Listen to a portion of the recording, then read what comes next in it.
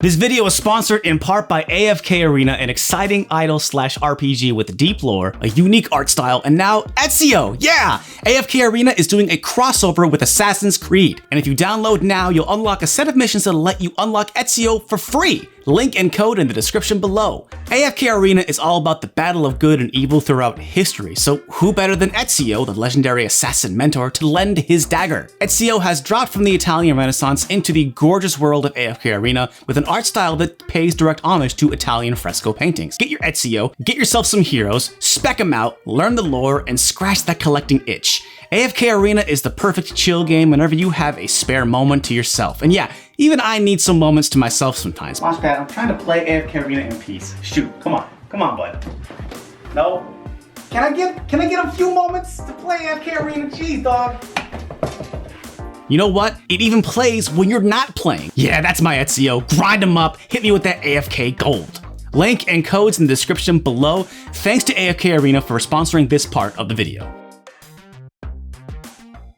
Hey, I'm Derek, it's me, Derek, and welcome to Stop Skeletons from Fighting.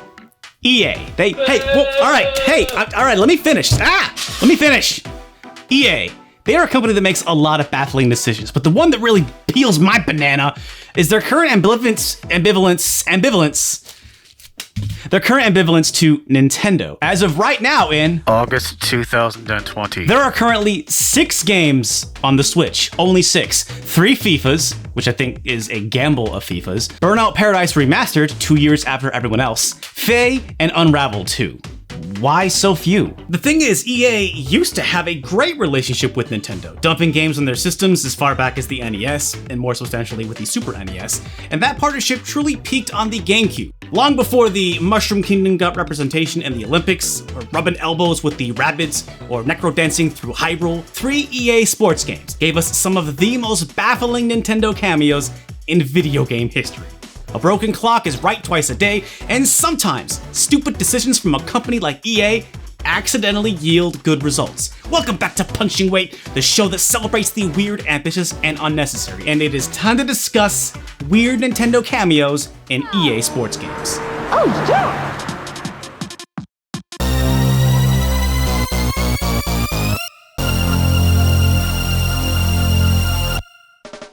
Let's set the stage. It's the mid-2000s. The GameCube is thoroughly underperforming in comparison to not just the N64, but also the PS2. Xbox was picking up serious momentum with Halo 2 and was about to outsell the GameCube. I think the GameCube was well remembered today, but the facts are that at the time, Nintendo was not able to make this a true success. It was also a time where Nintendo was a little self-conscious about its place in video games, and they were willing to team up with other developers just to see what would stick. Enter SSX on Tour. The 4th SSX game, and exclusive to the GameCube version, are Mario, Luigi, and Peach as playable characters, plus a special Nintendo Village level. And this is nothing new for a GameCube game. Of course, there was Link in the GameCube port of Soul Calibur 2, but each version of Soul Calibur 2 got a special character. PS2 got Heihachi, and Xbox got Spawn? You're pissing me off. But in this case, the Xbox and PS2 versions of SSX on Tour got nothing. Shit, this game has more Nintendo characters than Nintendo's own freaking snowboarding game, 1080 Avalanche. A series you probably forgot was a Nintendo franchise. Nintendo certainly has. SSX on Tour has a pretty cool style, extremely of its time. A unicorn shreds to Iron Maiden in the intro. There's tons of Yetis and all kinds of cool monsters. The only thing missing is a liger. It's basically mid-2000s irony without the angst. In other words, about as unfitting as possible for the Mushroom Kingdom's finest. Though there is a charm seeing Mario and Luigi rocking snowboards, and Peach representing skis is fitting for a princess. Though when did they allow dirty 2-plankers in an SSX game? Yeah, that's right, I used to snowboard. Look at Skater Derek. Snowboard says basic. What a cool guy. Now on paper, seeing Peach and the brothers Mario in the goofy, cartoonish world of SSX seems fitting. The second game, SSX Tricky, elevated the series with flashy, awesome specials and outrageous characters. You'd think this would absolutely work, but in practice, it's amazingly awkward. If you've ever dreamed of making Luigi do monster snowboard flips to Bat Country by Avenged Sevenfold, or gaze awestruck as Princess Peach performed impossible tricks on a pair of skis to Romantic Rites by Death from Above 1979, then I have some fantastic news for you. You'll have to take my word for it. I cannot show you these clips on YouTube, but just close your eyes and mentally transport yourself to your high school Hot Topic, and then suddenly Mario and Luigi show up. That's basically what this game is. And yes, I still have that Death from Above 1979 CD. It's a style that so genuinely doesn't work with Mario characters, but that's why it's so amazing. Riding on free ride mode, you're encouraged to punch other riders, and it's just people like going down slow and learning how to ride. It is so bizarre to witness a man who spent his life protecting and teaching typing, violently decking innocent tourists on the slopes. Genuinely, I do think other versions of this game are missing out. Where I'd say that if I thought this was a really good SSX game, I was always a Tony Hawk man. I never got too into SSX, but I played them. Now I don't know if I'm just super rusty on my SSX or if On Tour has a different and weird trick system, because I struggled a lot with On Tour. The bane of the GameCube controller is that tiny D-pad, and maybe that was a big source of the frustration. I love the style and soundtrack, and again, the PS2 and Xbox are missing out by not having literal cartoon people in their game. Unfortunately, SSX On Tour is considered one of the lesser SSX games, and I found it frustrating in a way I don't remember Tricky or 3 being. Snowboarding's fine and all, but if you want to experience the cream of the mushroom crop in the real world, the world of the streets, the better and more ridiculous game is NBA Street V3. I mean, sure, there's also Mario Odyssey, but in New Donk City, Princess Peach can't break Yao Ming's ankles. I mean, really, who in this world has a vertical that can match the Jumpman himself? That's right, the GameCube version of NBA Street V3 also has Mario, Luigi, and Peach, this time competing for street ball dominance. It's like the greatest unofficial Space Jam video game ever. This series is the spiritual successor to the NBA Jam games, but where that series was all about the simplification of basketball, NBA Street has a steep learning curve. The mechanics are deceptively deep, and after playing for several hours, I felt like I was just scratching the surface. V3 features tons of unlockable characters, including players from all of the 2004 NBA teams. Oh, still hurts. Classic NBA legends, and the Beastie Boys, among others. But again, the GameCube version is the only one with the Mario All-Stars. You can play with Nintendo's characters right away in the quick play option, and that's something I forgot to mention with SSX. Right out of the box, you can play as Mario et al., which I really appreciated them not forcing me to play for days and days just to get what I actually came for. This is another way of me saying I'm not exactly good at this game, or basketball in general, but I'm sure I'll find time to improve during the game's 12-hour campaign, or at least according to this long play. I found SSX On Tour frustrating, but I was really taken with NBA Street V3. By the way, Derek and the Skella Friends are on their way to being the best street ballers of all time. Shannon and Mario, not that Mario unfortunately, are gonna help me take it to the top. NBA Street is all about the ridiculous, stretching the rules of basketball and gravity to their limits, and is a game I absolutely recommend you check out.